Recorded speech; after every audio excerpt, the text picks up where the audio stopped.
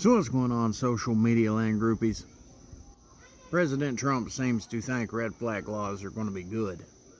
So let's just make red flag laws for everything. I mean, after all, losing a life, losing one is important. It doesn't matter if there's 30 or 40 or 50 at a time or one or two at a time. What matters is the preservation of life. So let's not just make red flag laws for guns. Let's make it for everything. Why not make it for everything? Every last little thing you can think of, let's make a red flag law for everything. Because after all, it could save a life. Here's the gist about red flag laws. For an example. If I think somebody's a danger to themselves or others, I can just call and say, hey, I think this person's a danger to themselves or others. But they don't got a gun, but they do got a car. And they plan on going down to Walmart on Black Friday in this big four-wheel drive truck, and they plan on driving through the front doors of that sumbitch while everybody's out there shopping on Black Friday. I mean, that would be a massive loss of life if they would run over all kinds of people. So the police could come knock on their door with their guns drawn and say, listen, give us the keys to your car.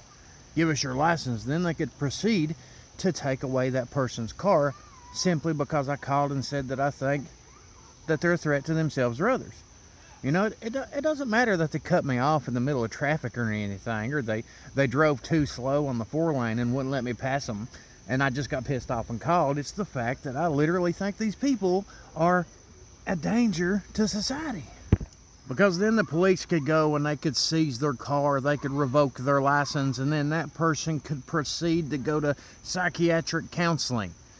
People could see this person lose their job, lose their house, lose their kids, CPS come in, take their kids and all that good stuff until they can prove that they are not a danger to themselves or others. Matter of fact, a law like that, hell, we could apply it to the presidency, because the Democrats, by red flag law standards, President Donald Trump, they think he is a danger to himself and others. They really, truly do. So essentially, if the red flag laws applied to the presidency, they would come knock on the White House door and say, excuse us, sir, but we got to pull you out of the White House and take away your presidency until you can prove to us that you are not a threat. Because they did say that they had to make legislation to keep him away from the nuclear button because he was crazy. So if we had red flag laws for the presidency, essentially, you'd have Trump removed from office until he could prove that he did not collude with Russia, that he's not going to drop nuclear weapons on everybody. And then after he proves that, of course, this will take, 4, 5, 6, 7 years. It's going to take all kinds of lawyers and all kinds of legal battles and psychiatric help. And it just so happens that the people doing these psychiatric evaluations might just be a far left-wing Democrat who don't believe a single damn word he has to say. So, it might take 10 or 12 or 15, and he'd probably be dead by then, because, he's 70-some years old, you know what I mean?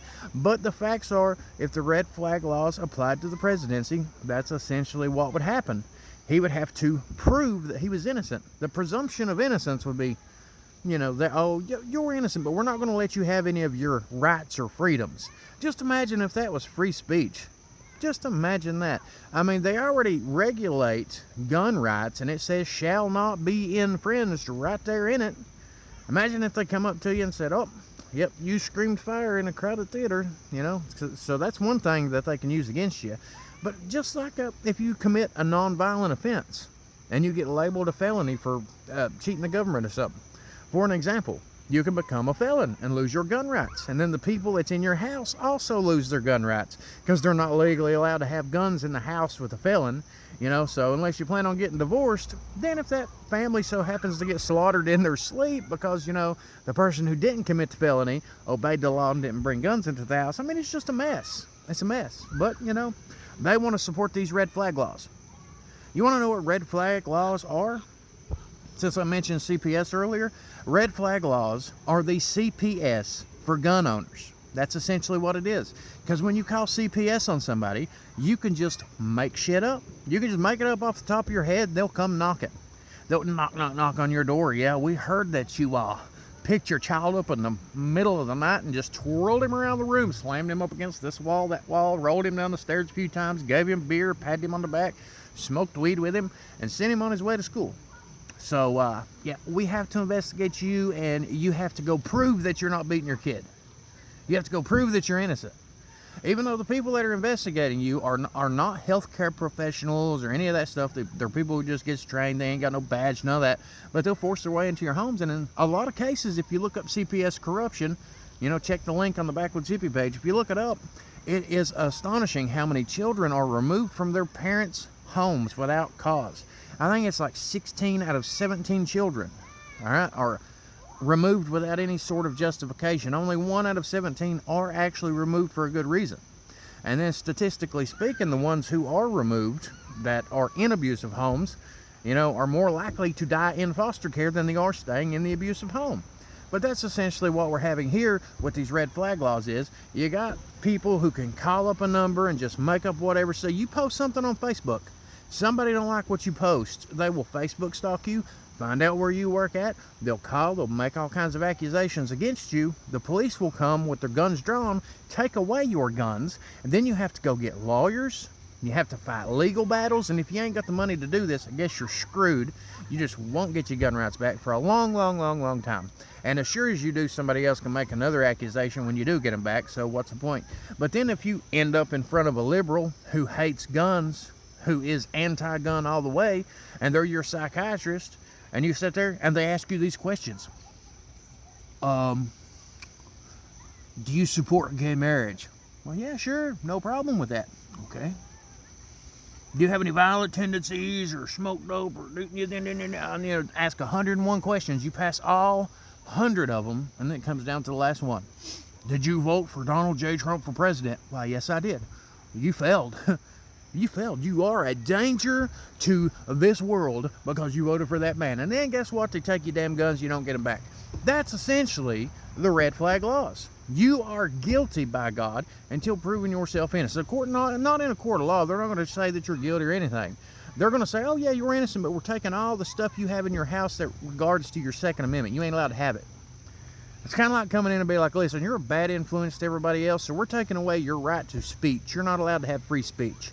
Because when you do talk, it influences people. Kind of like Charles Manson, you know what I mean? He never actually killed anybody, but he talked to people, and people looked at him and believed the crazy shit he said, and they went and killed people. So, you lose your right to talk. I mean, why not? Why? Free speech, First Amendment, freedom of religion. What about that? Huh? What about red flag laws on religion? Think about that.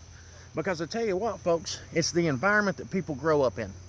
People, for example, radical Islamic extremists, they was raised up in the Middle East to hate America, and the religion that they had was what justified them flying those Boeing jets into the Twin Towers.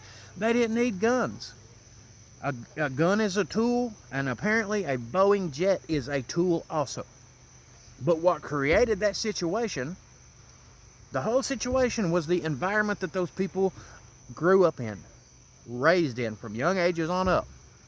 They was raised to hate America. Their faith was used and weaponized, and that was their justification for doing the bad acts that they did. I'm going to fly these things into the Twin Towers because of my faith told me to. Allah said to do it. And then boom, they fly right into the Twin Towers, folks. Didn't need a gun. They just stole the planes. The gun's a tool. What are we going to do next? Say, oh, well, yep, red flag law. You're going Islam? Yep, a little bit radical. So we're taking away your right to go to church. Not just them, these white extremists out here. If they're going out here using the Bible for justification of violence, they do it to you too.